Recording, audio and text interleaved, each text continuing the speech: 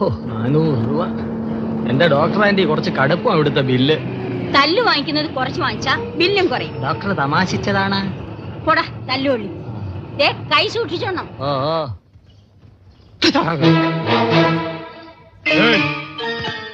സലാം. मुझर्जी का बच्चा किधर है? അവനുമായിട്ട് ഞാൻ ഉടക്കി. क्या? പോട്ടി झगड़ा. तुम हमसे झगड़ा करेगा? Yes. तुम पागल है क्या? हम निश्चल है. അതായത് ഞാനും ജോജിയുമായിട്ട് അടിച്ചു പിരിഞ്ച്. ദുഷ്മൻ. तू मेरा दुश्मन है? Yes.